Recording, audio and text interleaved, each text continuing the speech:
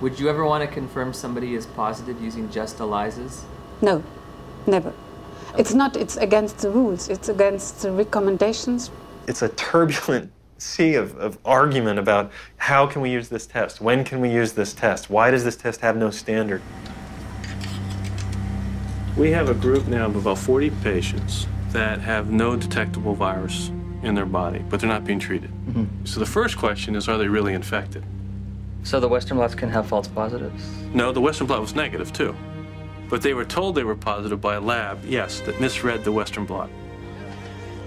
Heavyweight champion Tommy Morrison tested positive in 1996.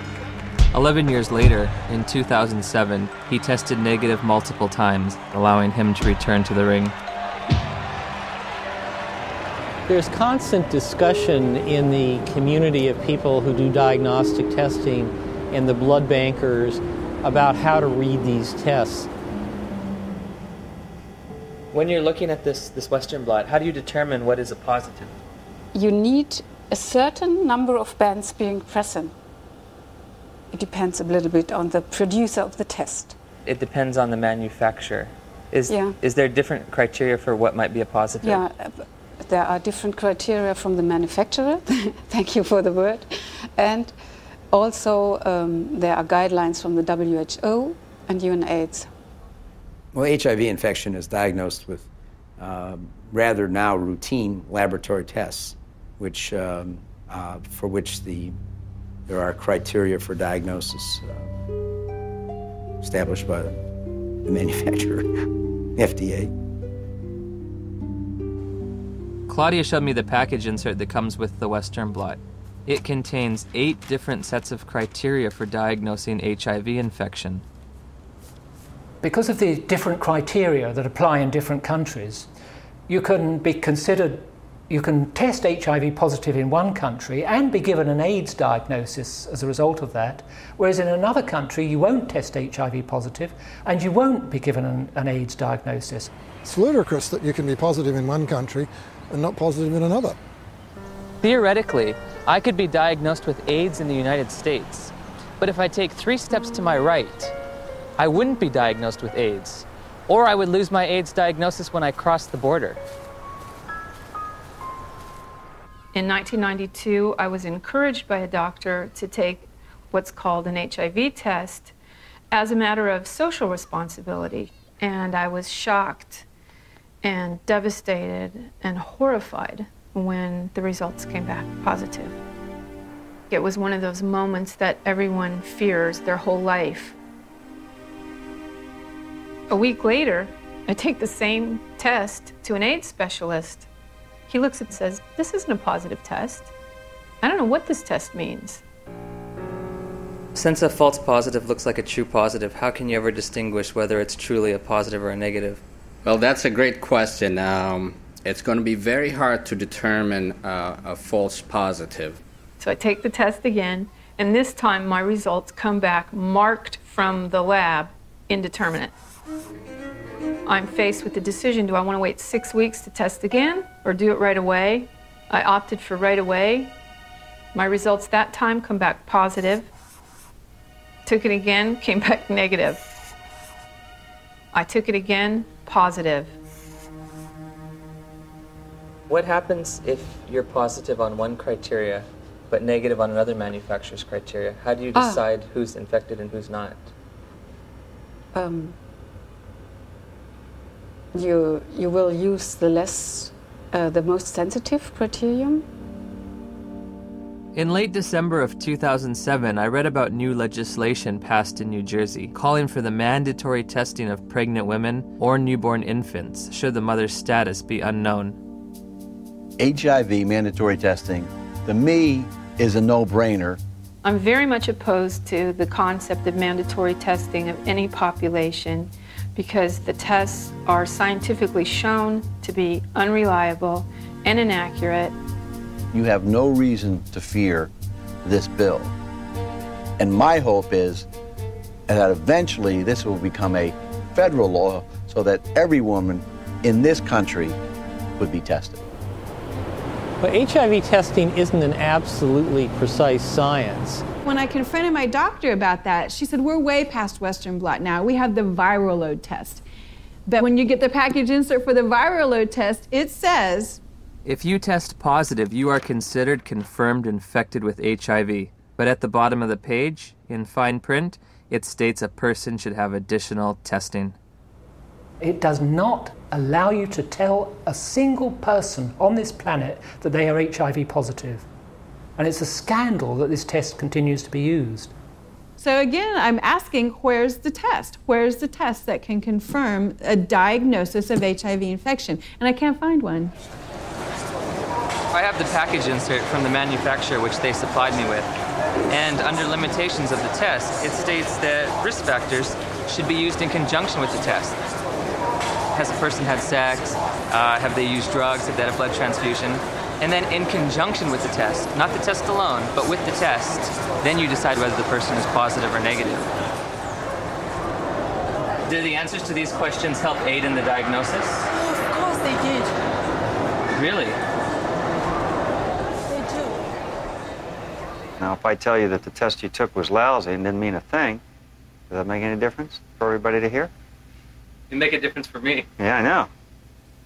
How can we say that HIV is the cause of AIDS when we don't know, based on current tests, whether or not anybody diagnosed positive actually has HIV? President Thabo Mbeki will officially open the AIDS conference tonight. Delegates here are hoping he will finally separate himself from the AIDS denialists. We remain convinced of the need for us better to understand what would constitute a comprehensive response in a context such as ours, which is characterized by high levels of poverty and disease. As I listened and heard the whole story told about our own country, it seemed to me that we could not blame everything on a single virus. I thought this man must be an idiot. Everyone in Africa is dying of AIDS. I know this because I read the New York Times. It's beyond doubt. Rion Milan was hired by Rolling Stone to investigate and debunk President Mbeki's misguided ideas. Where to begin? The numbers. My very first action, I opened Johannesburg's Yellow Pages. I thought that I could illustrate this with a scene that began in a coffin factory in Johannesburg, where workers are working overtime trying to create caskets for these mountains of people who are dying of this condition. And I discover that in the midst of what UNAIDS says is a plague, is that half of the coffin factories in Johannesburg have gone bankrupt. In South Africa alone, it's about 1,000 people dying every day from AIDS. If you're an advocacy agency and you perceive low numbers to be bad, your bias may be to accept higher numbers even if they're not scientifically sound. I know Jim Chin quite well, and I was the chairman of the steering committee on epidemiology of the global program on AIDS in WHO when Jim Chin was in charge of epidemiologic estimates. And we could never get information how the WHO estimates were made then. So we were very critical in these days because we felt it was not based on enough evidence. It's possible that he didn't read the materials we sent him or he didn't understand them, but we did send information to anybody that wanted to know about the estimates because they were pretty transparent. In an attempt to get to the bottom of the statistics debate, I've come to Geneva, Switzerland to look at the World Health Organization's official numbers. And what we found, there are no numbers, only assumptions and estimates. How are the monies divvied out to states for AIDS prevention or AIDS treatment? How is government monies sent out to different states and communities? The more AIDS you have, the more money you get. Exactly. The AIDS buyers have a vested interest in maximizing and squeezing the data to get the worst possible scenario that they can out of it, because the worse the situation is, the more compelling their fundraising claims are. When UNAIDS was created, about $250 million was spent on AIDS in poor countries. 10 years later, it's $10 billion. That's an unprecedented increase. Still not enough. When that was created, the first thing Peter Piot said was that UNAIDS is an advocacy agency, pure and simple. And this was my first objective when I came into this job, and that was put it on the political agenda. He divested himself of all of the program aspects and the scientific aspects of AIDS. This is not a scientific issue. This is a matter of politics. Except one unit. He kept sort of the numbers unit. We are really doing a major disservice to say it is not as bad as it looks like, because actually it is much worse.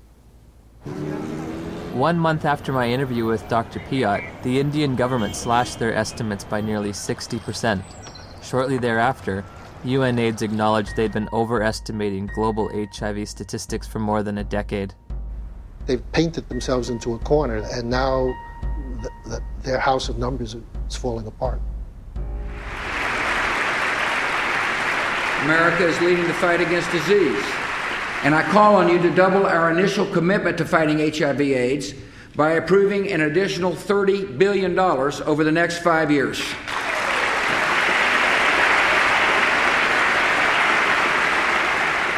Noble corruption, misuse of statistics, in order to convince people that there's one hell of a problem out there, guys, and we've got to go and do something about it.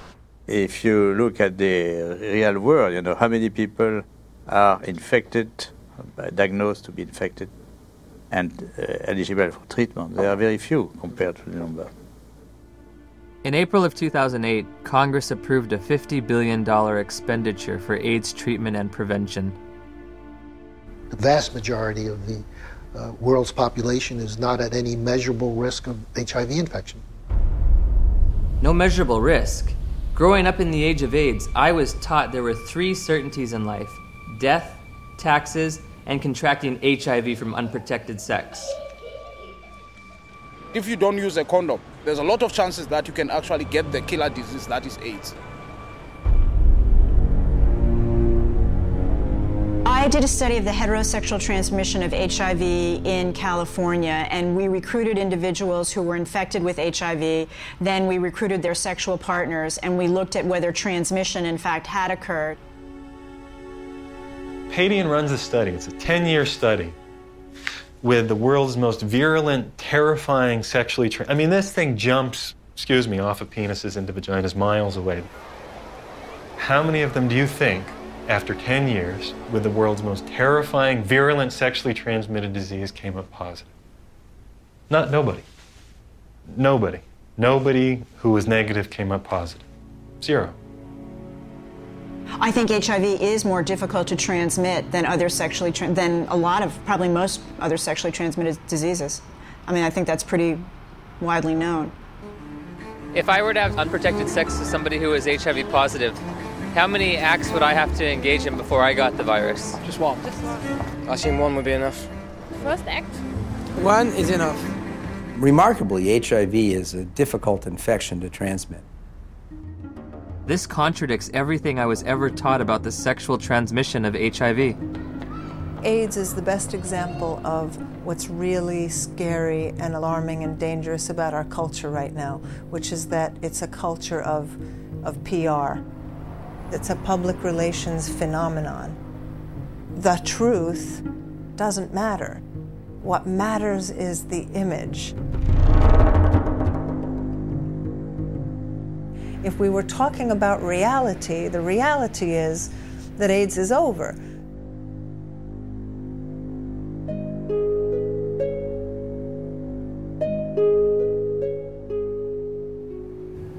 Somebody decided in the early 80s that there's this infection called HIV. And upon deciding that, I don't think it was debated enough. In 1983, Dr. Luc Montagnier and his team of researchers identified what they thought might be the cause of AIDS. I really was excited because we knew it was a new type of virus, not shown before in men, and very likely to be the cause of AIDS. Of course, at that time, we didn't have the full proof of what's the cause of AIDS. That initial work was rapidly reinforced by additional virology and serology studies in Bob Gallo's